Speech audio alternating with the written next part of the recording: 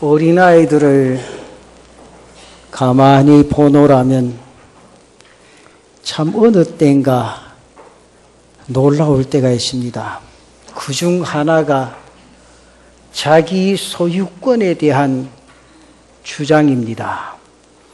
아이가 언제인가부터 자기를 주장하기 시작을 합니다. 이것은 내 것이라는 거지요. 그런 모습을 물끄러미 바라보면서 한 번은 이것이 내가 하나님 앞에 선 모습이 아닌가 그렇게 생각을 해봤습니다. 그런데 그것이 참 잘못된 겁니다. 사람은 자기를 주장하고 내 것이라고 생각하면서부터 불행해지기 시작하는 겁니다. 사랑을 잊어버리고 은혜를 잊어버리기 때문입니다. 여러분이 한 달 열심히 일해서 받는 월급이 누구의 것입니까? 당연히 내 것입니다. 열심히 수년 동안 노력해서 집 한 채 사십니다. 그 집 누구 겁니까? 당연히 내 겁니다. 그렇다면 여러분 자신은 누구의 것입니까? 두말할 것 없이 내 것입니다. 우리는 이렇게 생각해 왔습니다. 그렇게 생각하면서 살아왔습니다. 이것이 당연히 맞다고 여겼습니다. 오늘 말씀은 우리에게 이렇게 말씀하지요. 고린도전서 6장 19절과 20절에 보십시다. 너희 몸은 너희가 하나님께로부터 받은 바 너희 가운데 계신 성령의 전인 줄을 알지 못하느냐. 너희는 너희 자신의 것이 아니라 값으로 산 것이 되었으니 그런즉 너희 몸으로 하나님께 영광을 돌리라. 너는 내 것이 아니다. 그렇게 말씀을 합니다. 내 몸도 그저 육신에 그치는 것이 아니라 거룩한 성전이라. 그러니 너희는 몸으로 하나님께 영광을 돌려야 한다. 저는 이 말씀을 가지고 한번 두 가지만 생각해 보려고 합니다. 그 첫째는 나는 하나님의 소유라는 것이요. 너희는 하나님의 것이라는 겁니다. 먼저 성경은 우리의 소유에 대해서 분명히 말씀하지요. 너희 몸은 너희가 하나님께로부터 받은 바 하나님의 소유라는 겁니다. 그리고 값으로 산 것이 되었으니 그렇게 말하죠. 내 몸은 하나님께로부터 받은 생명입니다. 그리고 다시 값으로 산 것이 되었습니다. 우리가 하나님께로부터 생명을 받은 존재이지만은 죄와 사망으로 인해 소망이 없는 그런 존재였습니다. 그러나 하나님께서 우리를 위하여, 나를 위하여 엄청난 십자가의 대가를 지불하심으로 인해서 생명을 얻게 되었습니다. 그래서 로마서 5장 8절과 9절에 보면 이런 말씀이 있어요. 우리가 아직 죄인 되었을 때에 그리스도께서 우리를 위하여 죽으심으로 하나님께서 우리에 대한 자기의 사랑을 확증하셨느니라. 그러면 이제 우리가 그의 피로 말미암아 의롭다 하심을 받았으니 또 그로 말미암아 진노하심에서 구원을 받을 것이라. 우리를 위하여 하나님께서 아들을 내어주시는 희생의 대가를 통하여 나를 다시 살리셨고 그 생명을 주셨다는 거지요. 여기서 더욱 우리는 우리의 것이 아니라 하나님의 소유가 되는 겁니다. 바울이 이것을 깨닫고 이렇게 고백을 했죠. 갈라디아서 2장 20절에 내가 그리스도와 함께 십자가에 못 박혔나니 그런즉 이제는 내가 사는 것이 아니요 오직 내 안에 그리스도께서 사시는 것이라. 그러면서 로마서 14장 7절과 8절에 이렇게 말씀을 합니다. 우리 중에 누구든지 자기를 위하여 사는 자가 없고 자기를 위하여 죽는 자도 없도다. 우리가 살아도 주를 위하여 살고 죽어도 주를 위하여 죽나니 그러므로 사나 죽으나 우리가 주의 것이로다. 우리가 주의 것이로다. 여러분 주님의 것인 줄로 믿습니까? 그렇게 살아오셨습니까? 앞으로 주님의 것으로 사실 겁니까? 그럼 주일날 빠지면 안 돼요. 여러분 주일이 무슨 날이에요? 예? 막연하게 주님의 날이라 그러지 말고 주일은요 예배하는 날입니다. 예배하는 날. 주일은 주님의 날이라 막연하게 할게 뭐 주일날 뭐 다른 거 해도 되고 그래 생각하지 말고 주일은 예배하는 날입니다. 새벽부터 종일토록 예배하는 날이요. 주님 앞에 영광을 돌리는 날이에요. 예배하는 날이라 그 말이요. 이 몸뚱아리가 내 것이 아니고 누구의 것이라고? 주를 위해 쓰이소. 아멘 하시는 분 은혜가 될 겁니다. 진짜. 그리고 또 말하죠. 우리는 성령이 거하시는 하나님의 성전입니다. 우리 안에 하나님께서 성령을 통해 거하심으로 우리 몸은 성령의 전이라고 말이죠. 이것은 내가 주체가 아니라 하나님이 주인이시라는 뜻이죠. 하나님이 주체이십니다. 그래서 내 생각이나 내가 하는 일이나 내가 하는 말이나 내 의식 이 모든 것이 성령이 주체가 되어져야 한다 그 말이죠. 때문에 우리는 우리의 것이 아니라 하나님의 것인 줄 믿으시기를 바랍니다. 그렇다면 여러분 나는 누구의 것입니까? 아직도 나의 것입니까? 아니면 하나님의 소유이십니까? 여러분 하나님의 소유라고 생각하고 사유쇼. 우찌무라 깐조가 쓴 책 가운데 읽어보니 이런 내용이 있어요. 제가 참 귀하게 받아들였습니다. 세상에 내 몸이라고 하는 말이 있지만 이것은 기독교 신자가 할 말이 아니다. 이 몸이 나의 소유로 다른 것은 몰라도 이 몸만은 내 마음에 시키는 대로 할 수 있는 것처럼 생각하는 사람이 많이 있다.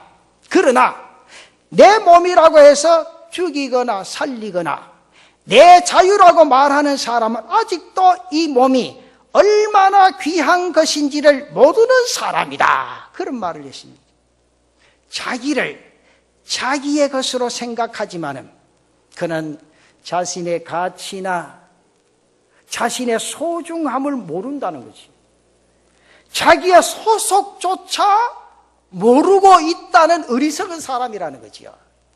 마치 다이아몬드가 돌덩이에 섞여서 자기도 저 돌의 일종이라고 생각하는 것과 같다는 거지요. 여러분, 나는 나의 것이 아닙니다. 그 유교에서는 자기의 몸을 누구로부터 물려받았다고 합니까?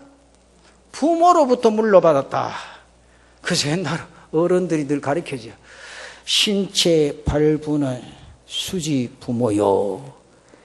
그 말 참 많이 들었지요.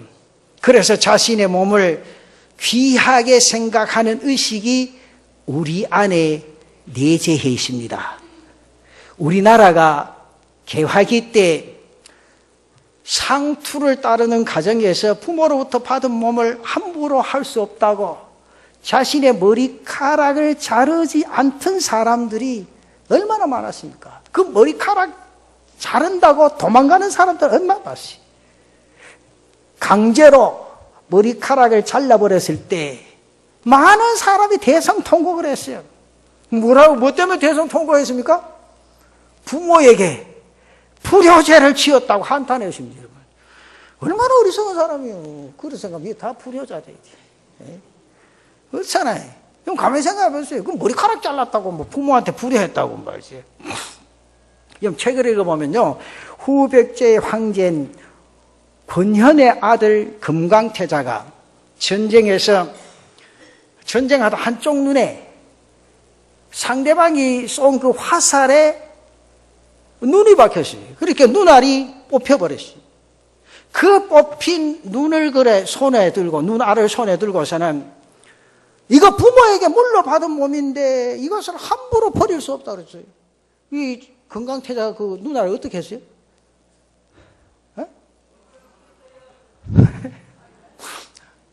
그 눈알을 먹었잖아요. 맞지? 같지 않습니까? 저는 그 책을 읽으면서요, 참 옛날 사람들이 부모를 생각하는 마음이 참 대단했다 싶어요. 그러면서 그 책을 읽으면서 제 마음속에 예수 믿는 사람이 그때 그 사람 부모 생각하는 만큼만 생각해도 얼마나 인생이 복되게 진행되어지겠는가, 그런 생각을 해봤어요. 그런데 성경은요, 우리 몸이, 나의 몸이 어디로부터 받았다? 하나님께로부터 받았다, 분명히 말씀하죠. 정확히 말씀드리면 우리는 하나님께서 허락하셔서 육신의 부모를 통해 이 땅에 태어나게 되어졌다, 그 말이죠. 그리고 근본적으로 나는 하나님의 소유라는 거죠. 이것이 성경적입니다. 그래서 내 몸을 내 마음대로 할 수 없어요. 그렇다고 뭐 이렇게 곡괭이 가지고 나무 패다가 내가 이거 하나님의 것인데 곡괭이 나무 패가 되겠나, 그렇게 생각하면 안 됩니다. 내 몸을 하나님의 말씀대로 사용하고 쓰라는 거지. 쓰라는 거지. 걔 가만히 그냥 두라고 그런 게 아니고, 성경에는 게으른 사람 굶어 죽어야 된다 그랬어요. 열심히 일해야 돼요. 그 열심히 일하는 게 건강한 거요. 하나님의 뜻대로 사는 거요. 또 열심히 술집 가서 술 열심히 마시는 것도 그건 아니죠. 이게 말씀을 부여해갖고 말씀 안에서 내 육체를 다스려 나가야 된다고 하면, 그게 바로 하나님의 사람들이 세상의 삶을 살아가는 방법이라, 그 말이죠. 그런 거로 여러분 꼭 기억하십시오. 내 몸뚱아리는 내 소유가 아니고 하나님의 소유다. 하나님의 뜻대로 살 수 있는, 쓸 수 있는 그런 은혜가 있으시기를 바랍니다. 그 다음에 두 번째, 그렇기 때문에 하나님께 영광을 돌리라, 그렇게 말씀합니다. 그렇다면 우리 자신을 위하여 사는 것이 아니라 하나님의 영광을 위하여 살아라. 그래서 고린도전서 6장 20절에 이렇게 말하지요. 값으로 산 것이 되었으니 그런즉 너희 몸으로 하나님께 영광을 돌리라. 우리의 전제 의미가 바로 여기에 있습니다. 우리는 하나님의 영광을 위하여 살아가는 성도들 되시기를 바랍니다. 먼저 우리 자신을 거룩하게 지킴으로 하나님께 영광을 돌려야 합니다. 고린도전서 3장 16절과 17절 말씀에 보면 이렇게 말하죠. 너희가 하나님의 성전인 것과 하나님의 성령이 너희 안에 계시는 것을 알지 못하느냐. 누구든지 하나님의 성전을 더럽히면 하나님이 그 사람을 멸하시리라. 하나님의 성전은 거룩하니 너희도 그러하니라. 하나님의 성전은 거룩함으로 빛납니다. 마찬가지로 우리가 이 땅의 인생의 삶을 살아가면서 우리 또한 성전이기에 성전으로서 갖추어야 할 것을 갖추어서 거룩함을 지켜 땅 위의 삶을 살아가는 사랑하는 성도들이 되시기를 바랍니다. 여러분, 몸과 마음이 따로따로가 아닙니다. 어떤 사람은 그런 말 하죠. 내 마음은 안 그랬는데 나도 모르게 말이 입 밖으로 나왔다고. 그게 참말입니까? 나는 그렇게 생각 안 합니다. 입 밖으로 나오면요, 자기 본심이요. 안 그래요? 이런데 어떨 때 말해놓고, 목사님, 내 본심이 아닙니다. 이렇게 한다. 본심이 아니면 뭐고?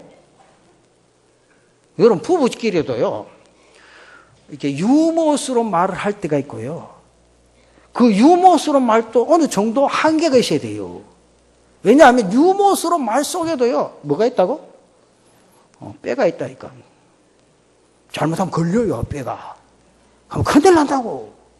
그 때문에 내 자신이 내뱉는 말, 특별히 그리스도인은요, 내뱉는 말을 아주 조심해야 돼요. 예수 믿는 사람은요, 절대로 상대방에게 상처 주는 말 하지 마요. 왜 함부로 말을 하냐, 그 말이요.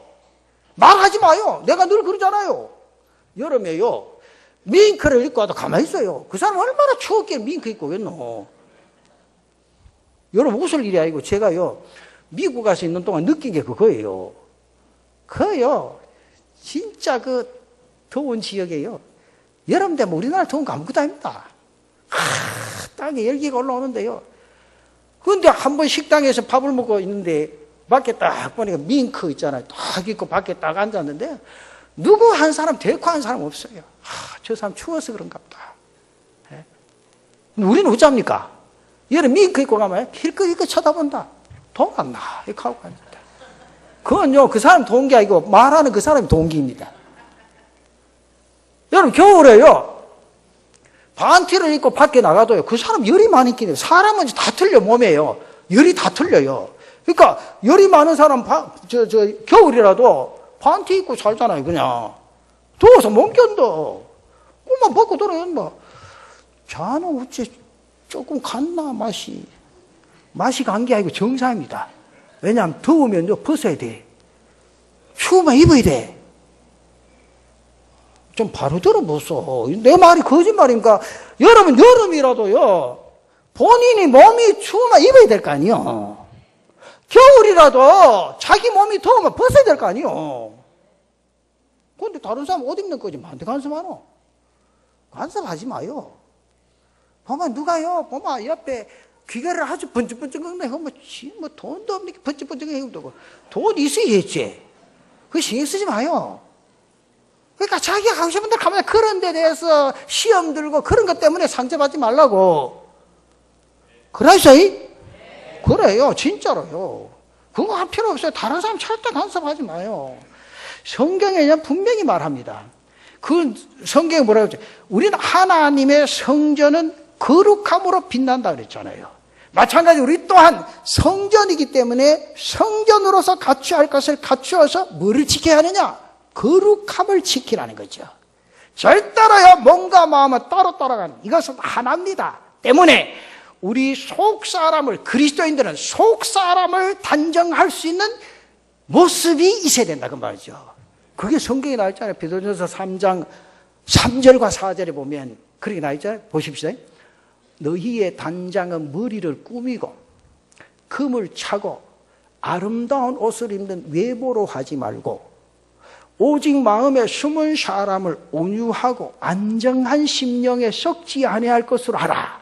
이는 하나님 앞에 값진 것이니라. 할렐루야. 내가 찬양대 자꾸 쳐다보니 가까워서 그렇게 오해를 하지 마이소. 물어봅시다. 오늘 아침에 교회 오시기 전에 화장하는 시간이 많았습니까? 기도하는 시간이 많았습니까?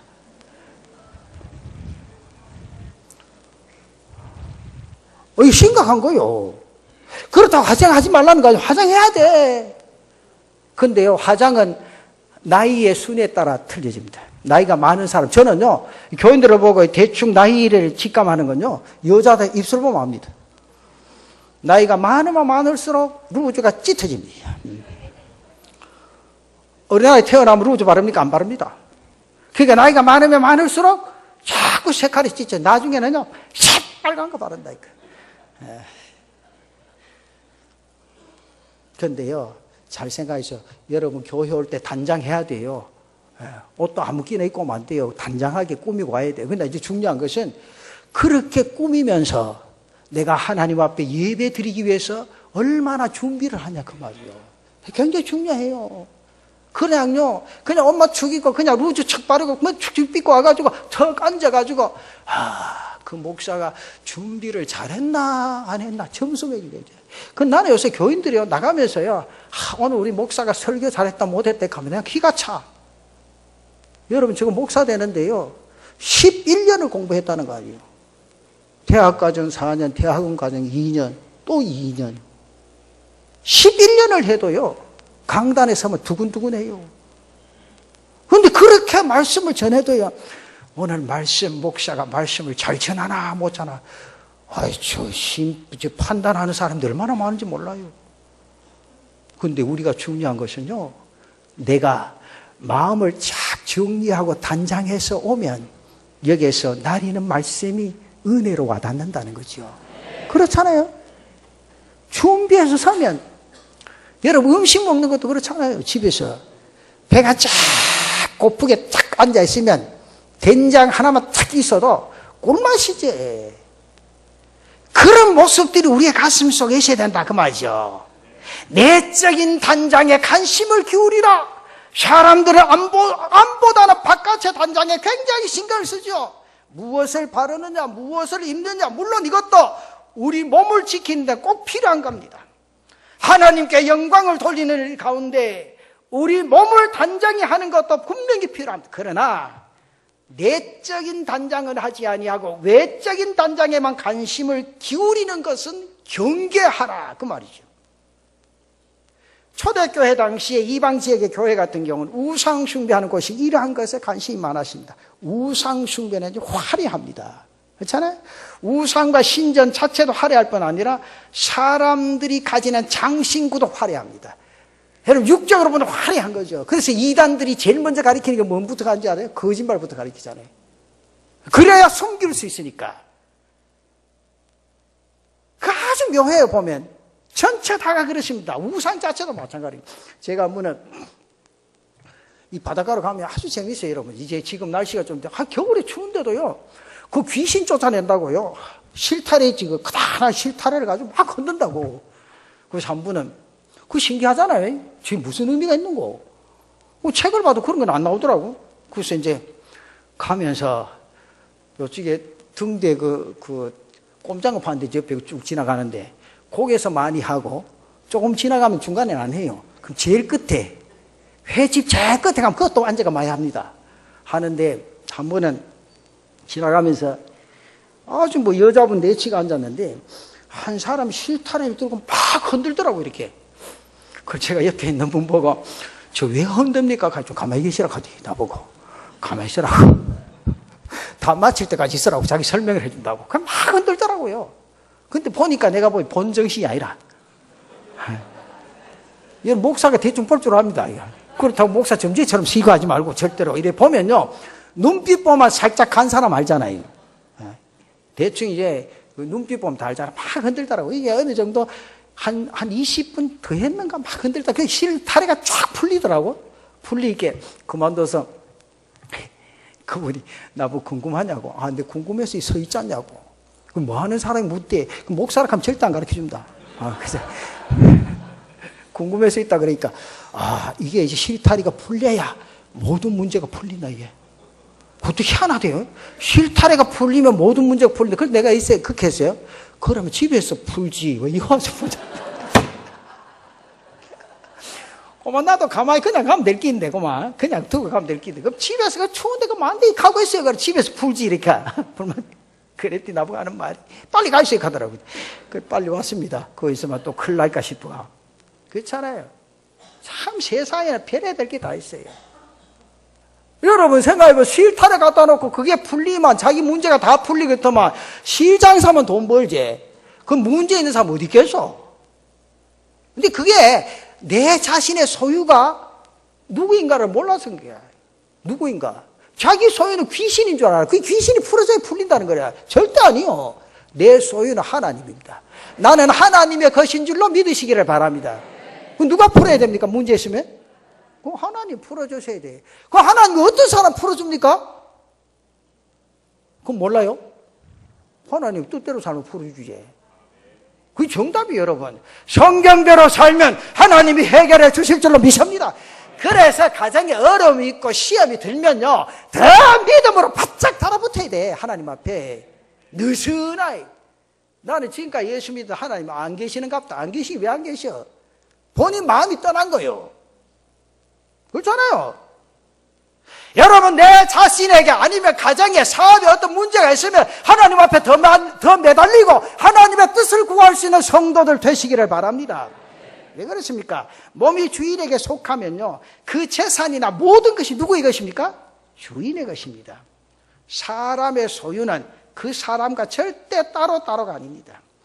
우리가 하나님의 소유된 자이기 때문에 우리의 모든 것이 다 하나님의 것입니다.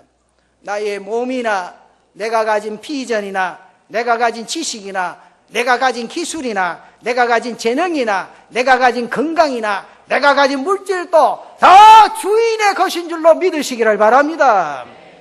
주님께서 말씀하시죠. 마태복음 6장 24절에 뭐라고 말씀하셨습니까?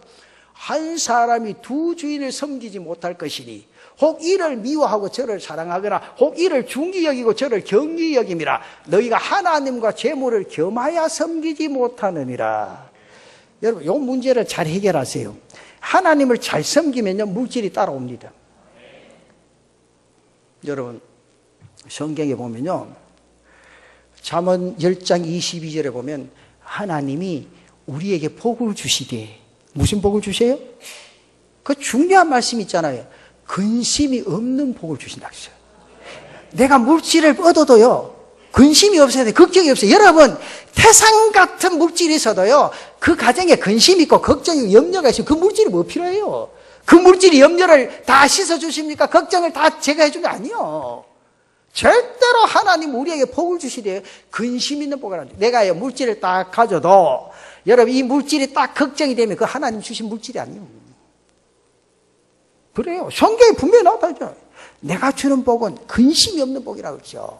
그런데 여러분들 재산을 모으면요 수십 년 모으잖아. 그렇잖아요. 뭐 빠지도록 모읍니까? 때 빠지도록 모으지요. 때 빠지도록 모아가 뭐 삽니까? 집 사고 자동차 사고 차 살 거 땅도 사고 살 거 다 안 사잖아요. 그런데 살 때는 그렇게 사도요 하나님의 뜻대로 안 살면 성경에 뭐라 그랬죠? 확 불어버린다 그랬어요. 여러분 바람 부는 거 여러분 테레비 봤어요? 우리나라에는 이 바람 부는 거 아무것도 아니에요. 미국에 회리바람이 한번 싹 불면요 자동차가 막 달려 올라가, 집차가 막 달려 올라가, 여기 있던 게 저쪽 가서 툭툭 떨어져. 재산이 뭐 필요 있어? 근데 재산은 벌 때는 그렇게 힘들어도요 날아갈 땐 금방 날아갑니다. 그래서 성경에 보면 하나님의 뜻대로 쓰라 그랬지. 하나님의 영광을 위해 사용하라 그랬죠. 왜 그렇습니까? 마태복음 6장 21절에 나옵니다. 그 말이 내 보물 있는 그곳에는 내 마음도 있느니라. 물질인데 마음 있죠? 보석 있는 우리 집사님, 권사님들 집에 있어요? 있으면 그거 어쩝니까? 엄청 숨겨놓지. 도둑맞을까 싶어가. 도둑들은 또 묘하게 그 숨겨놓은 것을 잘 찾아갑니다. 근데 중요한 것은 보물이 있는 곳에 마음도 있다. 여러분 생각해보세요. 물질이 있으면 물질 속에 마음이 있어요. 그래서 제가 결혼하는 젊은이들은 꼭 내가 이야기하는 게 있습니다. 통장을 만들어. 하나님 앞에 11조를 드리면 육의 부모인 양가에도 11조 통장을 만들어라. 왜? 물질이 가는 곳에 마음도 따라간다. 따라가. 그래서 추락하는 겁니다. 부모가 돈이 없어 그런 게 아니고. 그 돈 받아보면 편하게 쓰던가요? 쓸 수 있습니까? 안 그래요. 부모와 자식의 마음이 다른 건 거기에 있어요. 그 성경에도 마찬가지요. 내 마음이 있나, 물질이 있는 곳에 마음이 있지 않냐. 그러니까 내한테 하나님의 방법대로 서라. 하나님의 뜻을 쫓아라. 그러면 하나님께서 그 물질을 지켜주시는 거예요. 나와 내 소유를 분리해 놓은 믿음은 그 이상 벗어나지 못합니다. 물질과 믿음을 한번 분리해내 보시죠. 물질은 내 마음대로 쓰고 하나님에 대한 믿음만 있으면 된다. 저 말은 됩니다. 그러나 야고보 사도가 분명히 말하죠. 야고보서 2장 15절 17절까지 보면 이렇게 말하죠. 만일 형제나 자매가 헐벗고 일용할 양식이 없는데 너희 중에 누구든지 그에게 이르되 평안히 가라, 덥게 하라, 배부르게 하라 하며 그 몸에 쓸 것을 주지 아니하면 무슨 유익이 있으려. 이와 같이 행함이 없는 믿음은 그 자체가 죽은 것이라. 행함이 없는 믿음은 그 자체가 죽은 것이라. 말은 그렇게 하고 돕지 않는 믿음은 믿음이 아니라는 거죠. 부모를 사랑한다고 하면서 말로만 공경하고 말로만 사랑한다고 하는 것은 공경이라 할 수 없다고 말이죠. 마음이 있는 곳에 분명히 물질도 따라가는 줄로 믿습니다. 우리가 하나님을 섬긴다면 내가 가진 물질도 함께 따라간다 그 말이죠. 이 두 가지 균형이 이루어질 때 그 믿음이 뭐냐? 참된 믿음이라 성경이 그렇게 말합니다. 사랑하는 성도 여러분, 신앙인에게 있어서 몸과 마음과 물질, 내 소유가 모두가 한 분 주님의 것이라 그 말이죠. 이 문제를 해결하지 않고서는 하나님의 나라를 얻을 수 없습니다. 그리고 자신의 인생의 삶에 결코 행복할 수 없습니다. 그러나 여기서 자유한 사람, 그 모든 것이 하나님의 것이라는 것을 깨닫고 살아가는 사람은 어떠한 순간에도 행복한 인생의 삶을 살아가게 될 줄로 믿습니다. 비록 내 자신이 손해를 입어도 그것으로 불행하다 생각하지 않습니다. 왜 그렇습니까? 성경에 나와 있잖아요. 욥은 하루아침에 10자녀가 순식간에 잃어버렸어요. 모든 재산 다 잃어버렸습니다. 수많은 사람들이 와서 종들을 죽이고 소나 나귀를 약탈해가고 하늘에서 불이 내려서 양과 소를 다 살라버리고 갈대아 사람들이 약대를 약탈해 가버렸습니다. 하루아침에 순식간의 일입니다. 그 소식을 들었을 때 욥이 얼마나 놀랐겠어요. 근데 욥의 고백입니다. 물질이란 이런 거요. 욥기 1장 21절에 뭐라고 고백했죠? 이르되 내가 모태에서 알몸으로 나와사온지 또한 알몸이 그리로 돌아가올지라 주시니도 여호와시요 거두시니도 여호와시오니 여호와의 이름이 찬송을 받으실지니다. 욥이요 훌륭한 신앙인이라는 거지. 이 말 한마디에 나옵니다. 자기가 가진 모든 것이 소유가 누구라고? 하나님이라는 거죠. 그러니까 하나님의 소유라는 사실을 인지하니까 그 다 가져가도 별 관계없어. 왜? 하나님이 주실 거 있게. 그래서 그 다음에 이런 믿음을 소유했을 때 욥이 어떤 복을 받았어요? 배나 받았다. 갑절이나 받았다. 그렇잖아요.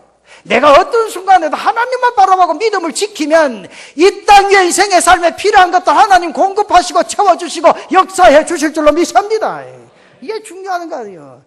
이 가운데 제일 중요한 것은 욥이 원망하지 않았어요. 우리는요 예수 믿으면서 얼마나 원망을 많이 해요. 근데 원망하는 가만히 보면요 전부 다 자기 탓은 하나도 없습니다. 전부 너무 탓이에요. 그렇잖아요.